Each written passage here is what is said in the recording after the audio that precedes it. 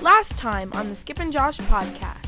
Never really analyzed this. I would imagine that if you figured it out over the course of an entire season, the mistakes do even themselves out. So yeah, the Rockets may get screwed a lot more in one game, but the Warriors may get screwed more in the next game, or who knows. But the thing is, with the Houston Rockets, James Harden was fouled more times than any player in the league by a mile. He shot more free throws, he made more free throws than anybody by a mile. He gets all the calls.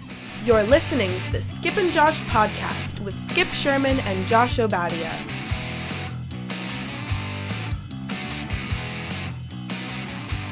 I'm Josh, normally in Toronto, but in Montreal today. And I'm Skip in Montreal. In today's episode, the Kentucky Derby controversy, the Champions League, and the NBA Playoffs. But first, the NHL Playoffs.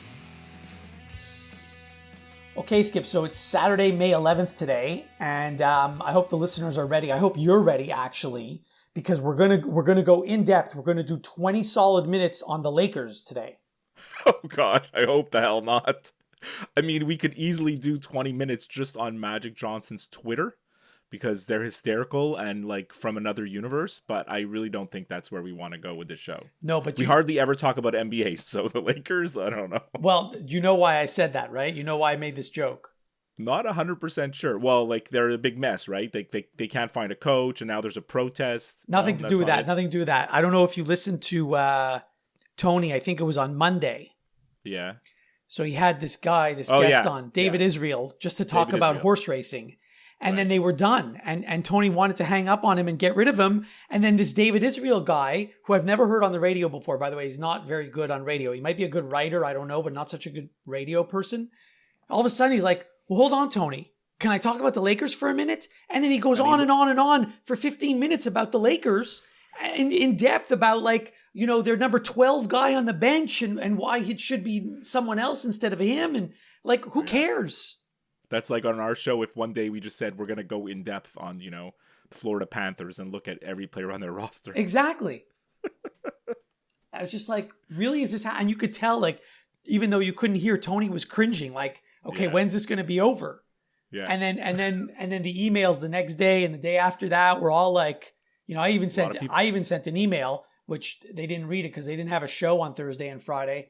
My email was, I just heard Tim Kirkshin. His segment was great, but I don't understand. Why didn't he end off by doing 15 minutes on the Lakers? All right, so what do you really want to talk about? The National Hockey League. What I really want to talk about is, so you recall a few episodes ago, you said that Martin Jones sucks. Yeah, I did. I said, actually, they have a good team, but their goalie sucks. Right. But ever since you said that, he's been really good. In fact, you could almost say he's been amazing. Yeah. I mean, the Sharks have also been lucky. But so let me ask you, is that a reverse jinx? Well, like, you know, you're not supposed to talk about a no-hitter or a shutout, you know, and you talk about it and the opposite happens. So here you said that he sucked and then he's been great ever since.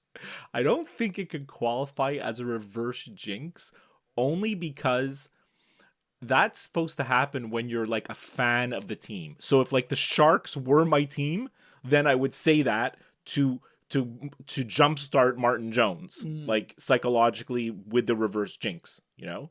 Okay. Cosmically and psychologically. So it's not really a reverse jinx because I'm not a fan. But yeah, I did say he sucked. And then ever since I said that, he's played well and the Sharks are kind of on fire. And I told you on that episode, like, the Sharks have faith in him. Right? So I guess that's the only thing. Like, that's the only thing that matters. So should I like formally apologize to Martin Jones? You could, but I mean, let's wait and see because they could lose in this round. I'll apologize to Martin Jones if Don Cherry apologizes to the Carolina Hurricanes for calling them a bunch of jerks. Don Cherry's never going to do that. You know, my apology at the coffee shop was sarcastic and rude, and you deserve much better. Well, thank you. You're welcome. Excuse me, Jason. I don't want to get into a big thing here, but I'm not sure if technically what you just said was actually an apology. So, but speaking of the San Jose Sharks, I think it was Game 6 against Colorado, which was in Colorado. There were two Avalanche fans that had signs. One of them had a question. The other sign had the answer. I didn't see that. Okay, so the question was, and let's see if you can get the answer. The question was, why can't you get a drink in San Jose? And the answer is? The answer was, because they have no cups. Ah, clever. The Colorado fans being clever. Exactly. Yeah, considering, they won their cups 1 and 3 years after the franchise came from Quebec City. And all those players were Nordiques, basically. And the Canadians gifted them Patrick Waugh for free. Well, you shouldn't make fun of the Avalanche because they've won a Stanley Cup more recently than the Canadians have. So yeah, no, that's true. Speaking of not winning a cup, I came across, I have to find it. Hold on. I totally forgot about this. There's a Twitter account. There's a few of them. And I'm not sure who started it, actually. I'm not sure which account started it because it's being retweeted and sent around like crazy. But it's been 19,000 days since the Toronto Maple Leafs last won a cup. Someone's actually keeping track. It's a long time ago. 19,000 days. How many days has it been since they won a playoff series? Well, 15 years. Yeah, I don't know. That's long that also. Was at least in the 90s or 2000s, right? I guess. I don't know, but... By the way, 19,000 days ago, Twitter didn't exist. No, I know, but someone's been counting since 1967, all the days. Apparently, they'll hit 20,000 days in February 2022. Well, interesting to see. One of their players just got injured at the World Hockey Championships. You're watching that? I haven't watched. I watched a few minutes of a game. I know you're probably not watching at all because you boycott all these World. No, it's just not on my radar. It's not. Why do you want to watch that? It's it's a tournament that's just been since I'm a kid. I'd never understood. I'm like, oh, the World Hockey Championships. That's great. Canada's going to be so good, and we're going to show how great we are at hockey. But 3/4 of all our best players are still playing in the NHL playoffs. So the whole thing never made sense. It's meaningless to us, but to Europeans, it's actually a big deal. But it shouldn't because their best players are also probably playing in the playoffs. Well, yes, but not as many. Some of their good players actually stay home and play in their own country. No, I get that. Plus, here's a reason you should be interested. Great Britain is in it for the first time. Why do you think I'm cheering for Britain? Well, because you love, anything British. You love it. Soccer, all this stuff. I have British heritage. There you go. My mom was born there. And maybe you're going to be rooting for Great Britain today against Canada. Yeah. Okay. So how do you feel about where the NHL playoffs are right now? How do you feel about the two series? So you know how we had all those upsets in the first round? Yeah. We only had one in the second round. Yeah, that's true. Well, the Canes, right? Yeah, exactly. So now I find it boring because I don't want to see Boston and San Jose in the Stanley Cup final. I really don't. I mean, I guess that's where we're heading. Although, no, I mean, look, I shouldn't say that. I guess that's where we're heading because that's an insult to the Blues. But I mean, yeah, the Bruins should make it, and they pretty much dominated Game 1. Although, the Canes complain about the reffing, which you can complain about the reffing in every single game. And then I wouldn't discount the Blues, though, over the Sharks. I think the Blues, that could definitely go 7 still. The Blues are really a good team, and they've proved it so far in the playoffs. They proved it the whole second half of the year, Yeah, listen, I would love to see Blues versus Hurricanes. Actually, that would be the ideal for me. The Blues actually are the team that I prefer to win, because they've never won a cup. They've been around forever, Yes, exactly. Did you ever watch the show Mad Men? I watched the first 6 episodes and I couldn't deal with it. Did you know that John Hamm, the star of that show, is a humongous St. Louis Blues fan? Actually, I knew that because I think in one of the commercials that he does for Skip the Dishes, he mentions hockey or something. Yeah, he's apparently a huge St. Louis Blues fan, and not just recently. He goes back to the days that we were mentioning last time, to the Bernie Federko days, Yeah. Mike Liute. Yeah, Mike Liute, exactly. So remember I talked about these annoying stats that they always mention during the game? Yeah. So here's another one. I heard this one. I wanted to pull my hair out. Because as we said, if you're maybe if you're the best on your team, like your team's history, maybe you want to mention it. Or maybe if you're like top 3 in NHL history, maybe you want to mention it. Yeah. But this one's a little bit different. You know how they have all these stats where, 57% of teams that win Game 5 go on to win the series. Mm-hmm. To me, that's annoying because if it's 100% of the teams that win Game 5 win the series, then it's meaningful. If it's 57 or 63 or 72, it's meaningless because that means both things have happened. Yeah. And especially 57, it's like... Right. It's not exactly saying like, oh, wow, look out, I just made up that number. Who knows if it's even accurate. Yeah, okay. Yeah. But then they also have this other stat that they show you. The team that scores first wins, 63% of their games. I don't even know if that's right. Okay. But here was the most annoying one that I heard the other day. I think it was during the Game 7 of the Colorado-San Jose series. And they said, or they put on the screen, the team scoring first in this series is 3-3. And boom goes the dynamite. That is the worst. That means the team scoring first, it's meaningless. It's exactly 50%. But did someone just score, or what was the score when they showed that? Yes, someone had just scored.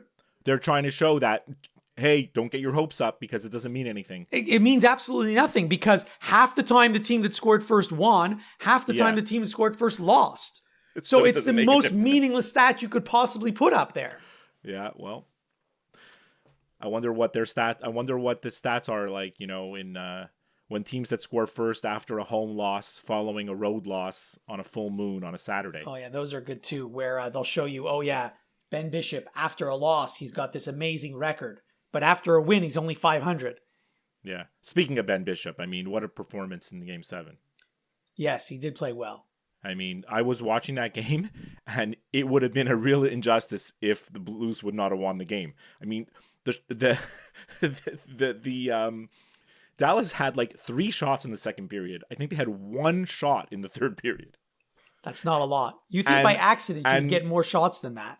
Yeah, even by accident. Yeah. And then in overtime, it's kind of evened out. But it was like, wow, it would have been a bit of an injustice. So I was happy the Blues won because they just kind of dominated the game and they just couldn't score on Bishop, that's the way it goes in the NHL playoffs. So I'm done with hockey. What do you want to talk about? That's it. You don't want to talk about Brad Marchand? In fact, I intentionally don't want to talk about that person because I despise him.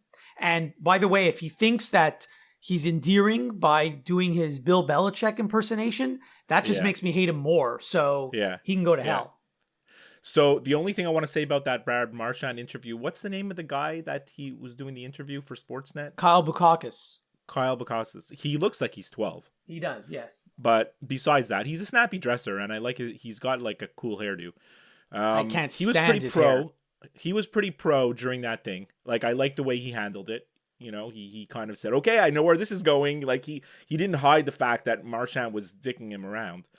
But friend of the show, David Alter, hockey writer. I'm not sure who he writes for these days. I think it's the Canadian Press. Yeah. On Twitter, he had the best take about that interview. What'd he say? He's like, the best thing anybody can do to get back at Marchand next time, any press, is... like, there's nothing you can do about it, right? Mm-hmm. If he wants to have short answers, he's going to have short answers. The best thing you could do is make your questions extra long. Because if he doesn't want to be there, the short answers are his way of saying, like, I just want to get out of here. Mm-hmm. So you make your question 1 minute long, each of them, just to piss him off even more. I like it. Yeah, so that was a good take. And then, considering it's someone that's been on our show that had that great take, I was like, yeah, David Alter, way to go. That's the way you do it. You know why Marchand was a dick to him, right? It's because something that he said in the pregame interview or the day before, right? About that, because Marchand stepped on someone's stick. Yes, and so it wasn't that game. I think it was a game earlier in the pregame, right before they're about to drop the puck. Yeah, he said something like, oh, you're going to sharpen your skate. Did you get your skates sharpened after that, after you stepped on that guy's stick? No, and Marchand got pissed off at that and skated off, so... But everybody saw him step on his stick. It's not a secret, Not only that, in the locker room after, when other reporters were asking Marchand questions, he was short with them too. Right.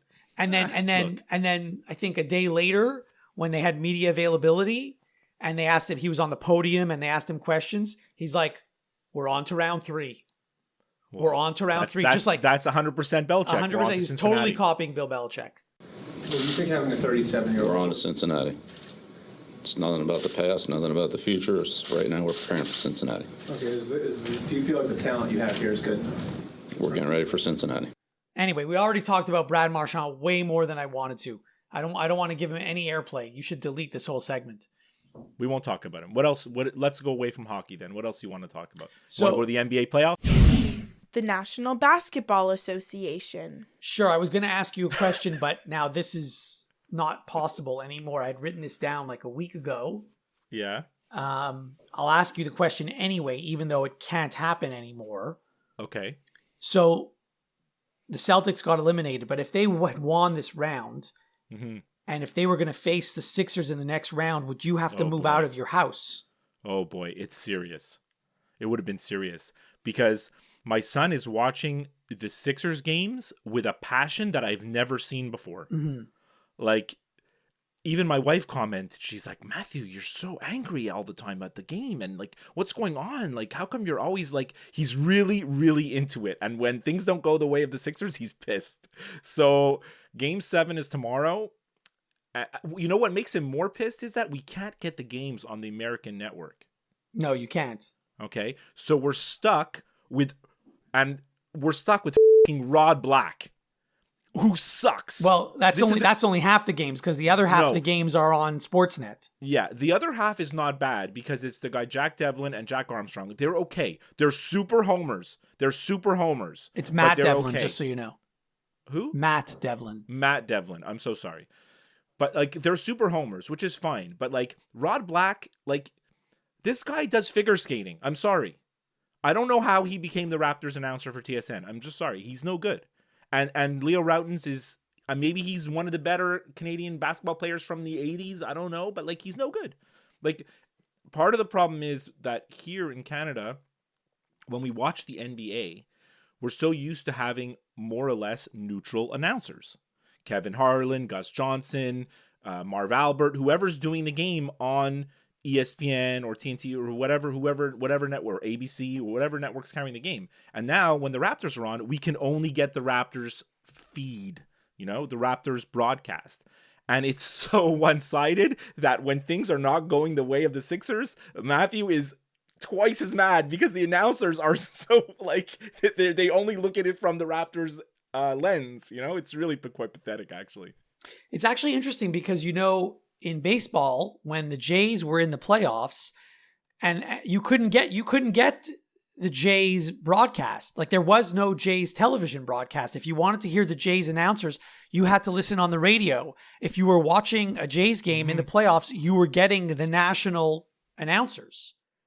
So I guess the NBA must have different rules. No, but I think it has to do with the fact that in Canada, we actually cannot get ESPN. We cannot get it. That you have no possibility of being a subscriber to ESPN. So because of that, there's no way of saying there's no way of having this feed or that feed. You can only get the one. Yeah, but baseball's the same because the early round games in the baseball playoffs, some are on the MLB network, some are on. We can get the MLB network. Some are on Fox Sports 1, which we don't get. That's true. Some are on TBS, which we don't get. TBS and stuff. Yeah, I don't know. Maybe you're right. Maybe it's different rules, but I just find it infuriating that we can only get Rod Black. It's interesting that you say the other interesting thing. A friend of mine who's a big Raptors fan, he loves the Raptors. Of course. But he tells me Toronto, you would love the Raptors too. He watches every Raptors game. He'll go to a few games a year. But even he says to me, he's like, oh, wait a minute, because we were going to watch one of the games together. He's like, oh, wait a minute. I can't watch that game with you because that game's on TSN and I can't stand the TSN announcers. And this is a Raptors fan saying this. It's bad. I mean, it's really actually bad. Like it's not good at all. And actually I feel bad for the people in Toronto because they're saddled with a couple of bad announcing situations because you mentioned the Jays. Because it's impossible that there was a worse broadcasting team than what Sportsnet puts on for the Jays. Like Buck Martinez does the play-by-play and who does the Pat Tabler? I mean, this is literally like, if you want to have a nap and you have insomnia, you can't fall asleep, put on a Jays game. These guys will have you asleep in minutes. They're so pathetic. It's disgusting. It's like it boggles my mind that this national sports network somehow in their wisdom thinks these are the two best guys that we should be putting on to represent the team and hype up the team. And like, it's just in no universe does that make any sense. It's like they're clearly just not watching the games, or they just don't care. You know, like I think that they don't care. I mean, they figure that if you want to watch the game, you're gonna watch the game no matter who's doing it. Like if you want to watch, and worst case scenario, you'll mute it. Yeah, you'll mute it. So I mean, there was games aside. So I mean, look, Sixers and Raptors. Do you want to get into a little bit of it? You still didn't answer my question. If the Celtics and Sixers played each other in the next round, would you have to move out of your house? No, but I don't know if we would have been able to watch together. Would Matthew have to move out of your house? No, he'd go watch with his friends somewhere else. Like, I don't think he would want to watch with me. Mm-hmm. Yeah. All right. Because, I mean, I take it in stride, you know? Like, if they win, they win. The Celtics win, whatever. But he's going to get upset if the Sixers lose. He's going to be mad if the Sixers lose tomorrow. Mm-hmm. Yeah. Mm-hmm. And I don't know. Game 7, like, home court is so big, so I feel that the Raptors have the edge. But the Sixers are definitely playing better. They figured something out the last couple. Like, they figured something out last game with Ben Simmons. And also, I think they also figured out sort of the role of Jimmy Butler, that it has to be the central role, whereas everything before was going through Embiid. Now everything's going through Jimmy Butler, and I think they figured out that that's the winning formula, you know. And on the Raptors side, yeah, Kawhi Leonard's great, but the other, I just find it interesting that the Raptors have always been a team that prided itself on having so much depth. And now they're actually the least deep team of all the playoff teams. They hardly use their bench. They use 6 or 7 guys, and that's it. And that 7th guy plays like 5 minutes. Actually, you know? The team that has the worst bench is actually Golden State. Oh, that's 100%. I mean, but so I'm glad you segued to that, because I don't know if you watched the game last night. I watched the fourth quarter. Some of their bit players really came through last night. And he's not a bench player, but Kevin Looney actually had a really good game. I've never heard of that guy in my life.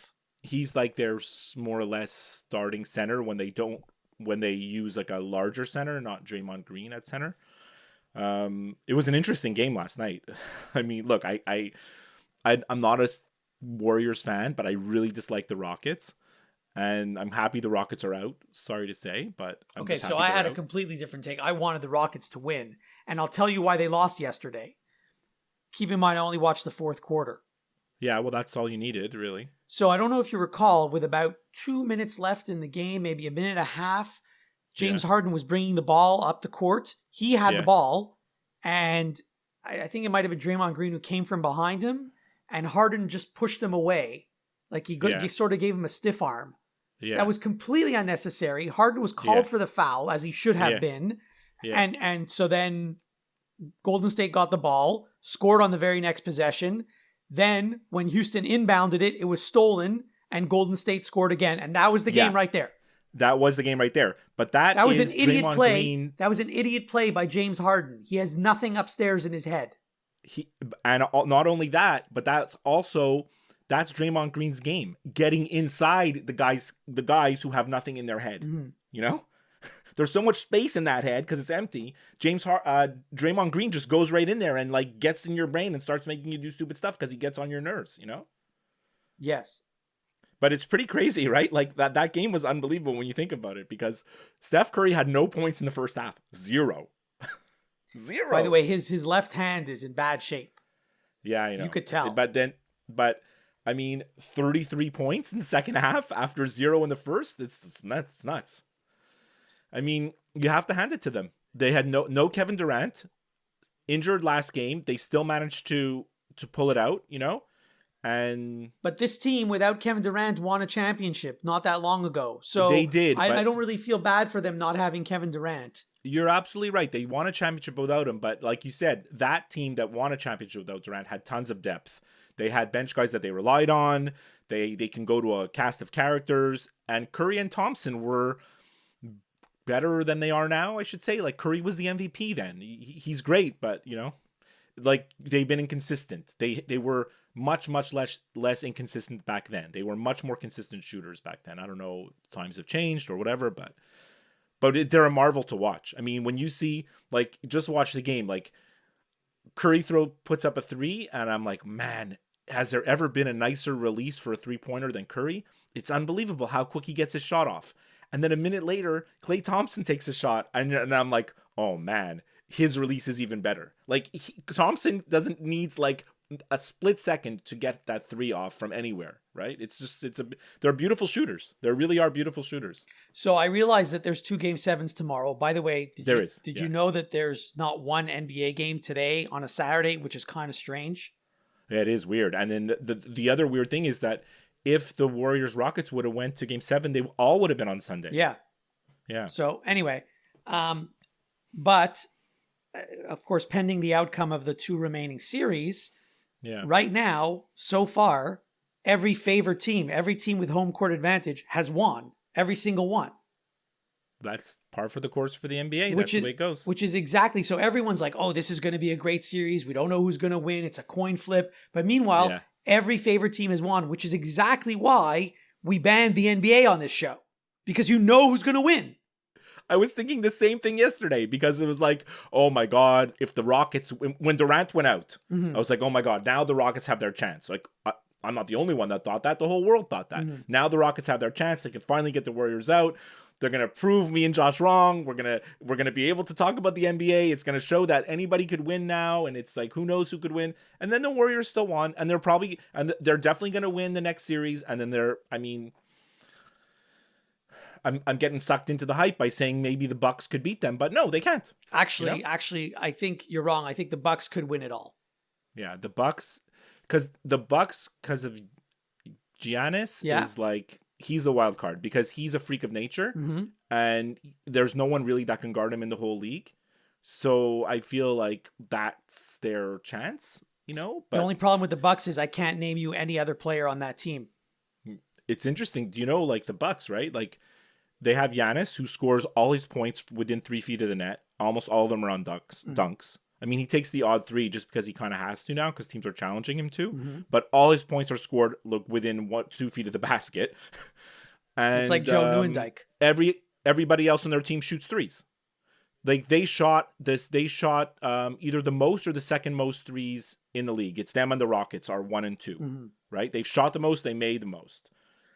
Or second most. I forget which team is first. I think Houston's first and Milwaukee's second. But like that's all they do. They get it inside to Giannis, and then everybody else just stands around and shoots 3s.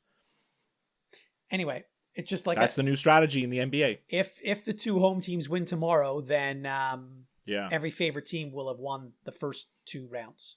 Well, I definitely give the advantage to Denver tomorrow. I think there's never been more of a pronounced home court advantage than Denver. In any sport, I feel like they always have the big advantage, and especially in the NBA, because it's that, like, the air in Denver, like, altitude sickness is a real thing, so right? The thin air is a real thing. I hear about it with the Colorado Avalanche, with the Colorado Rockies. It's a real thing. With the Denver Nuggets, with the Denver Broncos. I keep hearing about this. And I've been to Colorado, but I didn't notice anything. Like, I didn't have any trouble breathing when I was there. I was there, too, a couple times, and I didn't have any trouble either. But I do know people that have gone, and they're like, oh, my God, they can't function, Although, I mean, I guess, who knows? But I feel like Denver does have a home court advantage tomorrow. And I want them to win because I like Nikola Jokic, and I want to see him keep playing. Okay, that's a good reason. That's all I got for the NBA. Other than that, the only other note that I wrote is that it's interesting in the East because the Celtics lost, and then 2 games ago when the Sixers lost, like they looked kind of like the Raptors were going to take control, even though now it's going to Game 7. Everybody's just talking about the losing teams. What's wrong with the losing teams? How come Embiid sucks? How come Ben Simmons can't hit a shot? And then all the drama around Kyrie Irving about how everything around him and like how he played so badly. Everyone's talking about like how come the losing teams are playing so badly, but no one's giving credit to the teams that win. I think that's the way of the NBA. Like we said about in the NBA, what happens off the court is often better than what happens on the court. Yes, 100%. It's more fun to talk about. It's more fun to talk about how a reporter asked Kyrie Irving like, oh my God, like, how do you feel? Like, what do you say about going 6 for 22 in the last game? And he was like, I should have took 30 shots. Yeah. Like, that's gold. That's gold. The other thing that's gold for a reporter is the Lakers. And I know I joked that we were going to talk 20 minutes about the Lakers, but that team is a mess. They can't find a coach. No. They can't find players. I mean, I don't know if LeBron, I'm sure if he wanted to get traded, he could get traded. But does he want to get traded? Does he want to play on a team that has a chance to win? I know he's got all his other business things going on in Los Angeles. Does he even care about basketball anymore? I don't know. LeBron is interesting because the shine's come off LeBron completely. I think just 1 year ago, everyone's saying how he's still how he's the best player in the NBA last year at this time. Mm-hmm. And then all of a sudden in 1 year, he's no good anymore. I mean, that's hard to imagine. Like, I don't believe that. Well, he's getting older. I wanted to ask you this question. Lakers last year, before they got LeBron, they were no good. I get that. Yeah. But were they so bad that adding the best player in the league could not get you into the playoffs? Were they that bad? It shouldn't be. It just goes to show that, because look, what did I say last year? LeBron and 4 guys from the YMCA. Yeah, that's what it was. Right? That's what the Cleveland Cavaliers were last year. Yeah. When they made it to the finals, right? But that's not exactly true, because they had Kevin Love and they had J.R. Smith, and I couldn't start to name you all the other guys who were on the Cavs, whatever. But I feel that, like, what they had on the Cavs were guys that actually knew how to play basketball. Like, they were experienced and they knew how to play defensive basketball and they knew how to play around LeBron offensively. And then all of a sudden on the Lakers, you have these guys, they're too young and they don't know what to do and they can't figure it out. And maybe there's an intimidation factor, and it just didn't work, because actually when you look at their team and you see they had Lonzo Ball and Kyle Kuzma and like they had, and Brandon Ingram, it's like, wow, they should have been okay, no? Yeah, that's what I would think. They should have been okay. The Lakers actually have they have a big decision to make. Do they want to like stick with these young guys and get, more young guys in the draft? Yeah. Or do they want to stick with LeBron and, just get rid of all those guys and acquire some veterans to try to win this year? I honestly, to be honest, for the good of the franchise, I don't know a lot about basketball, but I think it would make more sense to get rid of LeBron and keep the young guys. But that's not how the Lakers work. No. The Lakers are too much like the Canadians or I shouldn't say the Leafs, because the Leafs defied everybody and did like a hard rebuild. The Lakers just don't want to ever admit that they're in a rebuild. They always want to say, like, we're ready to contend. Well, it's like the LA Dodgers. That's the Lakers. Yeah, that's it. But don't forget about the Anthony Davis factor, because the Lakers were sort of okay at the beginning of the year. Mm-hmm. And then LeBron got injured. And then obviously when LeBron got injured, they sucked. And then when he came back, they still sucked. And the reason why is because all these rumors came out about how all these guys were going to be traded for Anthony Davis. Mm-hmm. All the guys that I just mentioned, right? Lonzo Ball, Kyle Kuzma, Brandon Ingram, who knows, whoever else, right? And then, if you're on that team and you're 20 years old, all those guys are young, 20 to 22 years old. They're like, what the hell? I'm getting traded to New Orleans, And I think that's there was a lot of resentment towards LeBron, towards the Lakers, and uncertainty about their future, and they just played lousy because of that. I agree with you 100%. Why do you go out and bust your butt for a franchise, for a team that doesn't want you? So I get why New Orleans did not trade Anthony Davis. I totally get it. But on the other hand, you think they're going to get a better offer now in the offseason than what they got a few months ago? They're not. They're not going to get a better offer, because now he's on his last year of his contract, right? Mm-hmm. So teams, he's going to do what Carmelo Anthony did. Carmelo Anthony did the same thing, exactly the same thing. He was on his second to last year. He said he wanted to leave Denver. They didn't want to trade him because they couldn't get enough, and then he's in his last year of his contract and he says, I want to get traded. And they're like, we can't trade you because we're not going to get fair value. And then they're like, they could try to trade him to different teams. And then Carmelo comes out and says, I only will go to the Knicks. Which makes it even worse. So now New Orleans is in a bad situation because they can't get fair value for Anthony Davis, right? So they can let him walk as a free agent or trade him for not very much because teams are too scared that they can't sign him. Right? Yeah, 10 cents on the dollar. maybe you can go and trade him to Sacramento and they're going to give you a bunch of guys. But if Sacramento management talks to Anthony Davis's agent and he says, I have no intention of signing there, well, then they're never going to trade it for him, right? So it's like Davis is going to force his way to whatever team he wants, and New Orleans is going to get screwed. Unfortunately, that's the way it's going to work. That's the way the system's designed right now. And there's a lot of power in the hands of the players. Yes, but the problem in the NBA is the players talk too much and the agents talk too much. Yeah. And all these rumors are flying all over the place. And like you said, all these rumors are more interesting than the actual games. Yeah. But like, and if the people NBA would just is the shut leakiest up, of all the faucets. Yes, it is. If people would just shut up, then maybe someone could actually make a normal trade. It's so true. It's like ridiculous. Yeah. The NBA is unbelievable because when you read something in the newspaper like, oh, this trade rumor, it usually happens. I kind of understand why Magic Johnson quit. Yeah, it must be. Well, he quit because he just wanted to be Magic. He didn't want to work. Right. But I mean, that would annoy me if I'm trying to do stuff and all these rumors and all these things that I'm talking about in private are coming out and the whole world's hearing about them. Yeah, that's true. All right, that's it. That's our basketball segment. Yes. You need to explain something to me. Okay. This whole Kentucky Derby controversy is annoying me like you have no idea. Well, I mean, because I texted you last Saturday. Go ahead. Continue. No. Go ahead. Mean, look, I don't know the rules of horse racing, and sure, me neither. You can watch this replay from 17 different angles, and you could see that one horse sort of infringed on the other horse's path. But as far as I understand, if you're running in a race, like you're a human or a horse or a car or whatever kind of race, if you're the person in front in the lead, you shouldn't have to worry about what's going on behind you. You should be able to go wherever you want. And listen, that's why you should make the rules, Josh. Well, look, I understand. Like, I don't want any horses to get hurt. Believe me, that's the last thing I want. Yeah. But I mean, I don't think that the horse, in fact, I'm almost sure that the horse had no clue what he was doing, or she, I don't know, guy or girl, horse, whatever. And so, but the thing that bothers me the most is you could watch 100 horse races. I bet you this exact thing happens 99 times and they never call it. So all of a sudden now they call it?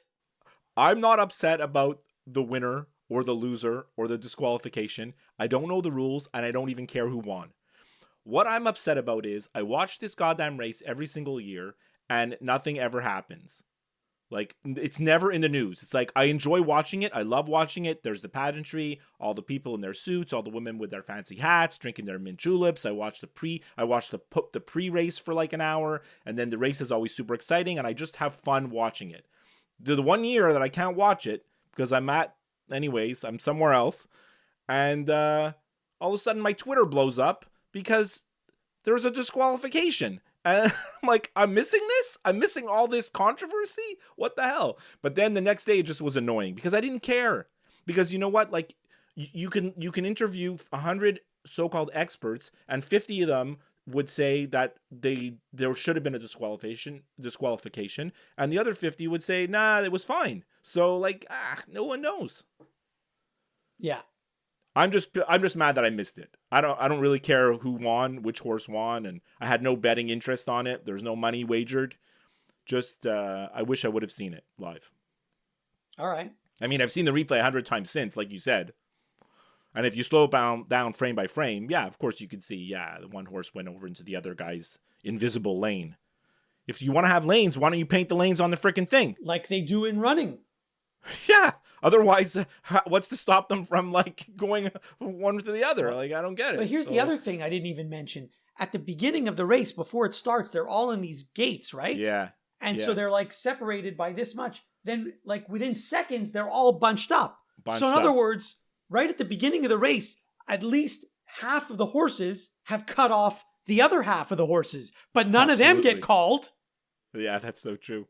And actually, one of the big factors in this race is that there was more horses in this Derby, I think, than ever. Yeah, 19, I think. Yeah, so, I mean, that's part of it, but whatever. All right, so that's the horse racing segment, and we won't talk about that until May 2020. What about the Preakness and the Belmont Stakes? No. Okay. You want to talk about that? No. I do want to talk about the Tottenham-Ajax game. Okay, so you actually want to talk about Champions League, and you want to talk about the second best game of this week. listen, I don't know what game is what or what team is what. There's like Liverpool is playing in the Champions League, but they're also playing in their regular league at the same time. That's how it works. Very confusing, and they actually have a chance to win both. Yeah. It's all whatever. All I know is like some guy scored late in the game, and it was a crazy upset, and everyone's all like in upheaval. And there's a royal baby on top of all this. A royal baby. Pretty crazy. Things are going nuts in England, right? Yeah. That's all I know. Do you want me to talk about Champions League, or only if you maybe want just to? It leave doesn't there? really matter. I mean, look, I'm a huge fan. Liverpool's my team. I subscribe to DAZN specifically because of the Champions League. Can you imagine? So Liverpool pulled off probably one of the greatest games in their history, because they lost the first leg 3-0. So they needed to win this game 4-0, and they did. And I don't know if you saw the fourth goal, but it was like a trick. I didn't see it. It was a trick. Like he fooled them. So was it like that goal in the World Cup where the guy pretended he was going to kick it and then the other guy came in and kicked it? Was it like that? It's better than that. You know which goal I'm talking about, right? I know. Okay. Liverpool's taking the corner. Okay. Oh, I did see this. So he puts the ball on the ground. He places it like he's going to take the corner. So once the ball's on the ground, it's game on. Yeah. You know? He walks around pretending like he's... He walks away for a split second. He takes 2 steps to his left. And then he notices that the Barcelona players are just not even paying attention. He quickly takes 2 steps back to his right, fires the corner in to Divock Origi, who finishes it for the goal. And that's the goal that sends him to the Champions League final, which is crazy. And then just but Liverpool winning is not an upset. Well, they're not favored because Barcelona's was favored, but it's Liverpool winning because they had to win 4-0. If Barcelona would have scored 1 goal in that game, Liverpool would have had to score 5 because it's the away goal. That would have been the crucial away goal. Right. So they did what they had to do, was win 4-0, and they did. And then Tottenham scored a goal in the 96th minute. I never understand how that happens. And which tied that game 3-3, but put them ahead on the aggregate away goals tiebreaker, which is also a ridiculous thing, but that's the rules, But in the regular season, there's no playoffs. It's just whoever finishes first. Yeah, the league will be decided on Sunday. And the top 2 teams still have a chance to finish first. Yeah. Manchester City's in first. Liverpool's in second. Manchester City's ahead by 1 point. You get 3 for a win, 1 for a tie. And it's like both teams have been, for the last 6 weeks, have been waiting for the other side to blink. When was the last time they played each other? It was quite a while ago. I don't want to get into the whole thing about what happened last time they played each other. Liverpool scored a goal that looked like a goal. There was literally 1 millimeter of ball on the line. That's the difference between a championship right now. 1 millimeter of ball. So, but let me ask you this. They're both playing tomorrow. Yeah. At the same time? Yeah, 10 o'clock. So like 10 o'clock Eastern. It's not like one team's going to know the outcome of the other game when they're playing. They do it on purpose. Right. All the games are scheduled tomorrow at the same time. Okay. Manchester City's in the driver's seat. They're playing... Brighton? I mean, they just have to win, and they're playing a very weak team. They're playing Brighton, aren't they? They're playing Brighton, which is, they have nothing to play for. Brighton is a city in Ontario, by the way, in case you're wondering. Okay, and Liverpool, I mean, look, probably both teams are going to win tomorrow, and Man City's going to win by 1 point. Liverpool saved their season because they made it to the Champions League final now, and they probably could win. Because I don't know if you looked at the standing, you say, yeah, the first and second place. They're so far ahead. Liverpool's second place finish, when they win on Sunday, is going to be, will have been enough points to have won the league in the last 20 years. How does Liverpool, how are they even playing in the Champions League if we haven't determined the champion of their league yet? It's determined from the year before, like you wanted to do in like your crazy system for college football. College football. By the way, my crazy system is not so crazy.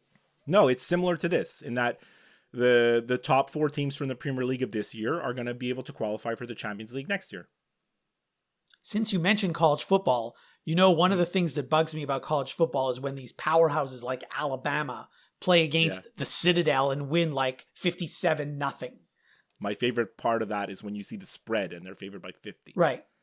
So, like, what is the point of those games? Those are meaningless. Well, I'm happy to tell you that my new favorite college football team might be Georgia. Because this week they announced their schedule, And they don't have any powder puff games. They're playing all these non-conference games against tough teams. That's good. Good for them. It is good for them.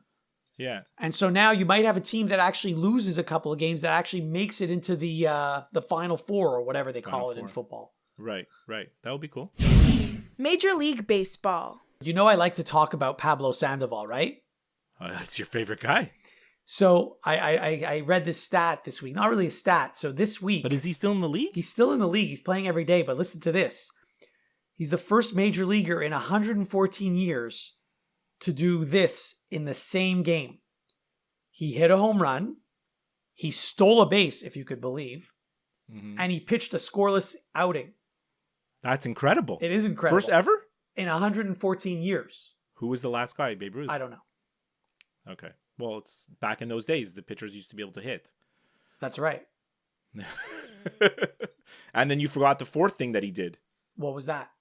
He ate 6 cheeseburgers post-game. But that's not during the game. Yeah, that's okay. Post-game. Still quite a feat, though. Actually, he might be vegan. I think he is. Yeah, I think he is. Before we sign off, remember, you can listen and subscribe to new and archived episodes of the Skip and Josh podcast wherever you listen to podcasts, including Apple Podcasts, Stitcher, Google Play, iHeartRadio, and of course, Spotify. If you listen to the show through Apple Podcasts, please leave us a review. We would love to hear from you via email, skipandjoshshow@gmail.com, via Twitter @skipandjosh, or by liking and following our Facebook page.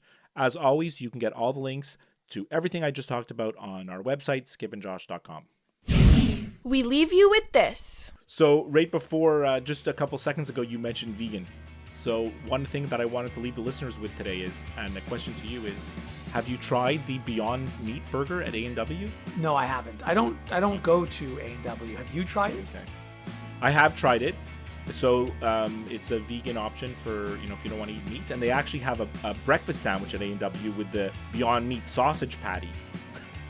But the reason why I mention this is because on this week, I bought Beyond Meat at the grocery store. Like in the meat section. It's called Beyond Meat? It's Beyond Meat. It's not made with meat. It's plant-based fake meat.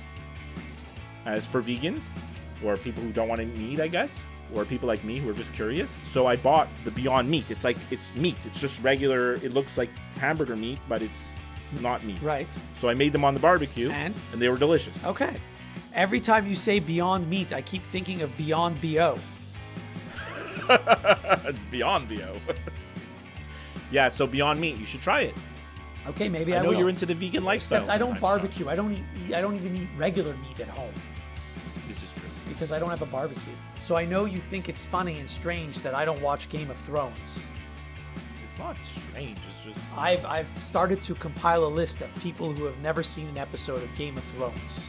Oh, these are celebrities? No. Well, some are and some aren't. Like, okay. My brother, my parents, for example. Your parents, I mean, come on. Tony Kornheiser's never seen an episode. Gary Braun has never seen an episode. Right. The girl I went on a date with last week, she's never seen an episode of Game of Thrones. So I'm happy to report that I'm not the only one. Okay, good. That's all I want to tell you. It's 2 episodes left, Josh. You can still binge watch all the 7.5 seasons. It's not happening. The other thing I wanted to ask you. So I've never thought about this, but I heard someone talking about this on another podcast. The word podcast. Yeah. Do you know what it stands for? Well, Apple invented it, and I think it's because at the time there was no iPhone, and Apple's only product was the iPod. So when people were starting, Apple was starting the platform for podcasts on iTunes, they used the pod from their product, the iPod. That's what I always thought. Is this right? Well, I did Google it, and that's not wrong, but there are different theories as to what the acronym POD stands for. Mm-hmm. So, shoot me. So the choices are play on demand. That's good.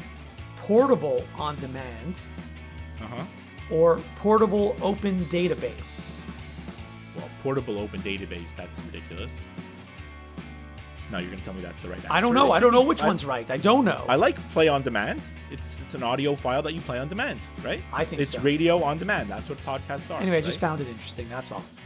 You don't have to tune in to the radio I mean, who has a radio anyways these days? But you have an actual radio that has a dial? Yes. Or like a buttons to push like 98.6? Yes, I do. Okay. It wakes me up every day. Well, so I should rephrase that. Not many people have a radio. So people listen to... Now we're in an on-demand world, you know? You have a PVR, you watch your shows when you want. You watch the Goldbergs, you don't watch the Goldbergs when it's on. You watch it on Sunday morning when you wake up. Yeah, no, I don't watch live TV at all. Yeah. All right, Josh. Next week? Yeah, we'll do this again next week. Next week I may have a problem recording. We'll have to check our schedule. In fact, I will have a problem on Saturday. All right, we'll figure it out. Okay. We won't disappoint the listeners.